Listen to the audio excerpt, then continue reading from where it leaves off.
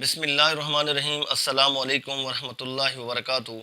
دوستوں، میں آپ لوگوں کو آج ایک ایسا نسخہ بتانے جا رہا ہوں جن لوگوں کو ارکان النساء کا درد ہے، کمر میں درد ہے، پٹھوں میں درد ہے، پٹھے کمزور ہو چکے ہیں، اگر آپ کرسی پہ بیٹھتے ہیں تو اٹھتے ہیں تو تکلیف ہوتی ہے، اگر کھڑے ہیں تو آپ بیٹھنا چاہیں تو آپ بیٹھنے میں آپ کو تکلیف ہوتی ہے، تو آپ لیٹے ہوئے ہیں تو آپ کروٹ بدلنا چاہیں تو آپ کو تکلیف ہوتی ہے۔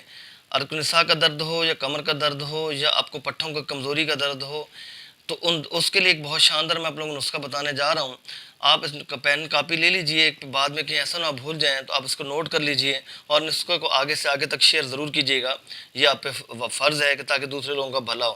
پہلا کام آپ لوگوں نے کیا کرنا ہے، آپ نمبر 1 پہ لکھیں چھوٹی الائچی، نمبر 2 پہ لکھیں آپ لونگ، نمبر 3 پہ لکھیں آپ سرنجان شیریں، نمبر 4 پہ لکھیں آپ کالی مرچ، نمبر 5 پہ لکھیں آپ سونٹ، جسے ہم خشک ادرک جو پنسار سے ملتی ہے سونٹ کہتے ہیں۔ یہ 5 چیزیں برابر ہم وزن لے کے ان کو پسوا لینی، پسوا کے آپ نے آدھا چائے کا چمچ صبح دوپہر شام آپ نے لینا ہے کھانے کے بعد، اور اس کو آپ نے استعمال کرنا ہے اور آپ کے پٹھے بھی مضبوط ہوں گے، درد سے بھی نجات ملے گی۔ ایون کہ آپ کا ارتھرائٹس کا درد ہے، گاؤٹ ہے، اس میں بہت فائدہ ہوگا آپ کو، اور ارکان النساء ہے۔ اس کے ساتھ ساتھ ایک ہومیوپیتھک ریمیڈی ہے جو میں آپ لوگوں کو بتانے جا رہا ہوں، وہ بھی نوٹ کر لیجئے۔ آرنیکا مدر ٹنکچر، رس ٹاکس مدر ٹنکچر، 5 قطرے صبح دوپہر شام 1 گھونٹ پانی میں، کھانا کھانے سے 1 گھنٹہ پہلے آپ لوگوں نے لینے۔